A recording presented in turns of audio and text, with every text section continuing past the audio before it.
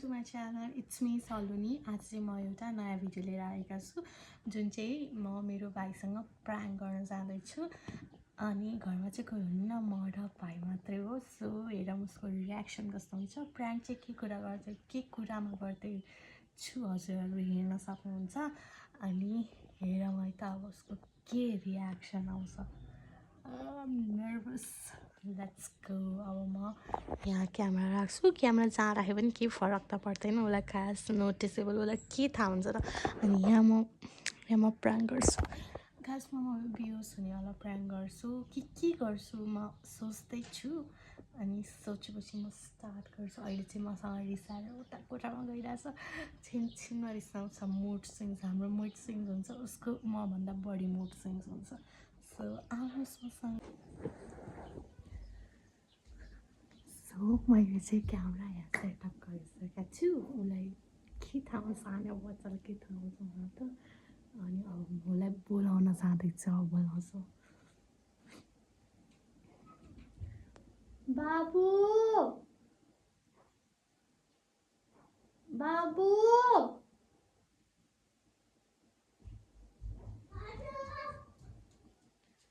दिदीलाई कस्तो टाउको दुख्यो, कस्तो रिङ्गारा लाग्ला जस्तै भयो। आउनु त दिदीको साथी, छिटो आउनु न।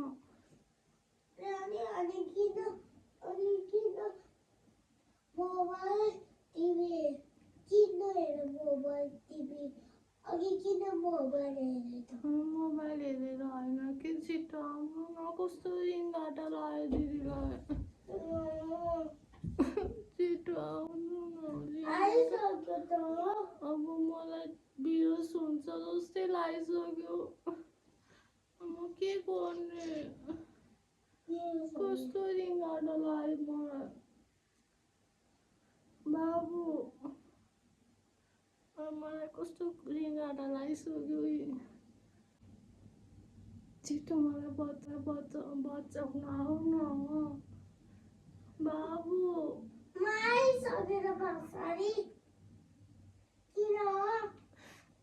रिङ्गाटा लाग्यो के दिदीलाई, कस्तो रिङ्गाटा लागिसक्यो मलाई। अब ड्याडीलाई कसरी फोन गर्ने।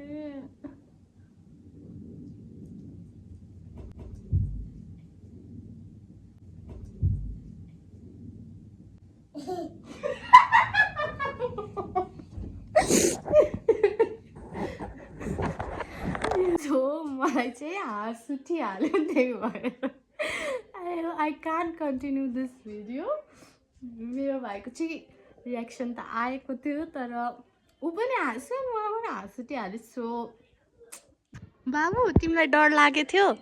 राम्रो लाग्यो। होइन, डर लागेको थियो म बिहोस भएको देखेर? राम्रो लाग्यो बिहोस भएर।